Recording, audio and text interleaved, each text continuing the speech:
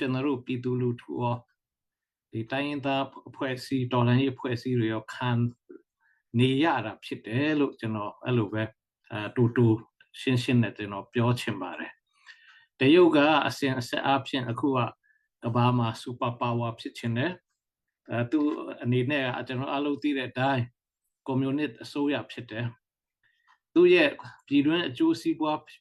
ကောင်းဖို့အတွက်ဆိုလို့ရှိရင်သူ့မှာဘာမှဒီမိုကရေစီတို့ဖက်ဒရယ်တို့သူ့မှာ principle လုံးဝမရှိဘူးသူ့နိုင်ငံရဲ့သူ့အကျိုးစီးပွားကိုပဲ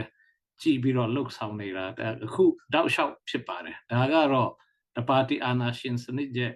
ဒီပြရုပ်ပဲဖြစ်ပါတယ်ဆိုတော့ပထမဆုံး MNDAA နဲ့ TNLA တို့ကို green light ပေးပြီးတော့10-29စစ်စင်ရေးစခဲ့တာလေအမှန်တိုင်းပြောရရင်တရုတ်ရဲ့စေတနာကျွန်တော်ဗမာပြည်ကိုဒီမိုကရေစီဖက်ဒရယ်ရစီခြင်းတဲ့စေတနာမဟုတ်ဘူးလို့ကျွန်တော်တို့တော့သုံးသပ်တယ်။ဘာဆိုတော့အလုံးသိကြတဲ့အတိုင်းအဲ့ဒီ data တွေမှာ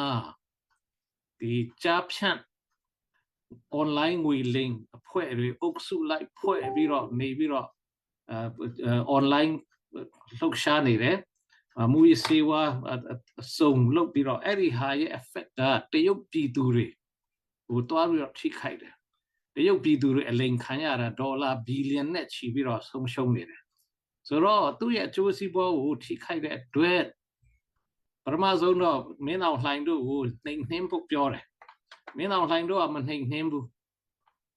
ဘာလို့နှိမ်နှင်းမလဲအဲ့ကြားဖြတ်တဲ့မင်းအောင်လှိုင်တို့ဗိုလ်ချုပ်တွေကဒီဝေတူမျှစားတွေကိုအကျိုးတူစီးပွားတွေဆိုတော့အဲ့လိုဖြစ်တဲ့အခါမှာတရုတ်ကစိတ်တူပြီးတော့အဲ့ဒီ MNDAA တို့ TNLA တို့ကိုမီးစိမ်းပြလိုက်တာပေါ့နော်အထောက်ပံ့ပေးပါတယ်ဒီ drone တို့ဘာတို့ပေါ့နော်အဲ့ဒါနဲ့ကြားဖြန့်လို့နှိမ်လိုက်တယ်အဲ့ကြားဖြန့်ငွေ online ငွေလိမ်အဖွဲ့တွေကလည်းနောက်ပိုင်းဒီ current BGF တွေစောချစ်သူတို့နေတဲ့ကုတ်ကိုဖက်ကိုဒါရွှေ့ပြောင်းလာတယ်ပေါ့နော်အဲ့လိုပုံစံမျိုးဖြစ်တယ်ဆိုတော့အစကတည်းက10-29ဆိုတာကတော့သူတို့ရဲ့တရုတ်ရဲ့အကျိုးစီးပွားအတွက်လုပ်ခဲ့တာဖြစ်တယ်အဲ့နောက်ပိုင်းမှာဘာပဲဖြစ်ဖြစ်ကျွန်တော် PDF တွေအမည်ပြတဲ့ဗမာတွေကလည်းပူပေါင်းပြီးတော့ဒီတကက်တော်လှန်ရေးစိတ်ဓာတ်နဲ့ပါဝင်ဆင်နွှဲလို့တော်တော်လေးကိုအောင်မြင်လာတယ်နောက်ရှမ်းမန်းစစ်စင်ကြီး10-29ဒုတိယလှိုင်းတက်လာတဲ့အခါကျတော့ရှမ်းမန်းစစ်စင်ဆိုပြီးတော့ဒါနင်းလို့မရတဲ့အချက်ပါဒီ TNLA တခုတည်း MNDAA တခုဆောင်မှုတခုတည်းနဲ့မဟုတ်ပါဘူးအဲ့ဒီရဲဘော်တွေအားလုံးအသက်ဆွတဲ့သူတွေကကျွန်တော်ဗမာပြည်ဖက်ကမြေပြန့်ဖက်က PDF တွေဖြစ်ပါတယ်သူတို့ရဲ့စွမ်းအားနဲ့ပဲခုနပြောသလိုလာရှိုးရမခပေါ့နော်အရှိမြောက်တိုင်းစစ်ဌာနချုပ်ဗမာပြည်မှာစစ်တိုင်း14တိုင်းမှာအင်အားအကောင်းဆုံးစစ်တိုင်း4ခုထဲမှာပါတယ်အဲ့ဒါဘူချုပ်စိုးတင့်ကိုယ်တိုင်ဒီကြသွားတဲ့အဖမ်းခံရတဲ့အထိအောင်မြင်မှုရလာတာဖြစ်ပါတယ်ဆိုတော့အဲ့ဒါတော့အားလုံးသိပြီးတဲ့အတိုင်းဖြစ်တော့ကျွန်တော်အကျယ်တဝင့်တော့မပြောတော့ပါဘူး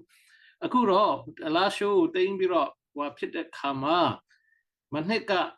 စက်တင်ဘာအောက်တိုဘာလစပြီးတော့တရုတ်ကပြောင်းတင်းမင်းအောင်လှိုင်ဘက်ကိုရက်တီလာတာတွေ့ရတယ်။နောက်ဒီရှမ်းမန်းစစ်စင်ကြီးတို့10-29စင်ကြီးတို့ဖြစ်လာတဲ့အခါမှာနေဆက်ကုံသွဲရေးအင်မတန်အရေးကြီးတဲ့နေဆက်ကုံသွဲရေးက PDF နဲ့အခုနပြောတဲ့ဒီမြောက်ပိုင်းညီနောင်သုံးဖော်ရဲ့လက်ထဲမှာတကယ်ရှိလာတဲ့အခါကျတော့တရုတ်စီးပွားရေးကတအားထိခိုက်လာတယ်။နောက် KIA ဖက်ကလည်းအဲ့ဒီအထူးဒေတာပေါ့နော်စကုံတိတ်ငင်းရဲ့ဒေတာကိုသွားသိမ်းပြီးတဲ့အခါကျတော့ကဘာမှာအရေးကြီးဆုံးဖြစ်တဲ့မြေရှားတတုဒေတာတစ်ခုလုံးကို KIA ကသိမ်းပိုက်လိုက်နိုင်တယ်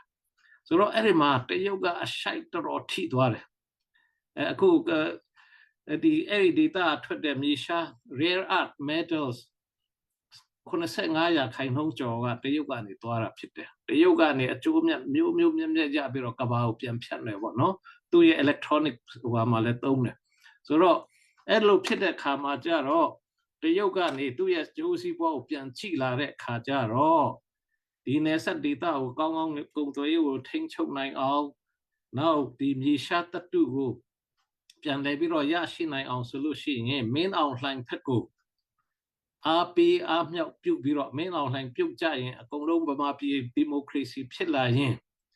ဒီအနောက်ဖက်နိုင်ငံတွေနဲ့လည်းပူလို့နှိစက်လာမယ်ဖက်ဒရယ်တွေဖြစ်လာရင်တရုတ်ရဲ့ကန္ဓာကတော်တော်လေးကျသွားမှာဖြစ်တဲ့အတွက်သူကနေဒီ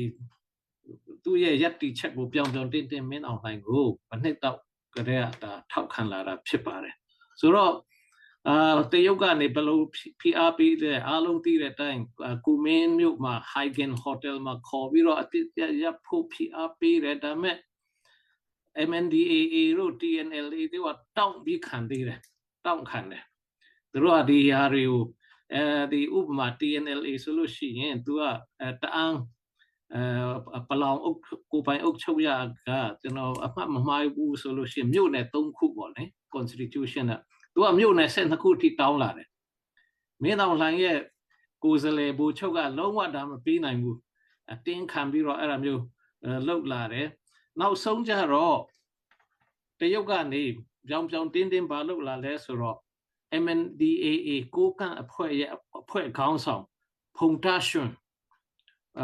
ဟိုတရုတ်မနှစ်တုန်းကအောက်တိုဘာလမှာတရုတ်ကိုလာပြီးတော့စေဝါကုသပါတယ်ဆိုပြီးတော့ဒါတော့အတိကတော့သူတို့ပြန်ပြီးဆွဲလိုက်တာပဲဒါသိချတယ်အဲဒီခေါင်းဆောင်တချို့ကိုပြန်ပြီးဆွဲပြီးအဲ့လောက်ထိဖိအားပေးလာတဲ့အခါကျတော့ကိုကန့်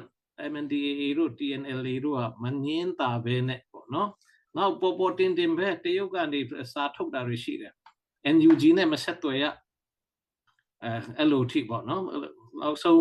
MNDAA ရလည်းလက်မခံတဲ့ခါကျတော့သူတို့ရဲ့ခေါင်းဆောင်ကိုပြန်ပြီးဆွဲလိုက်တယ်အဲ့ဒီအခြေအနေထိရောက်လာတဲ့ခါကျတော့ MNDAA ဘက်ကလည်းဒါလာရှိုးကနေပြန်လဲဆုတ်ခွာပေးမယ်ဆိုတော့ဂတိရရှိတယ်လို့ကျွန်တော်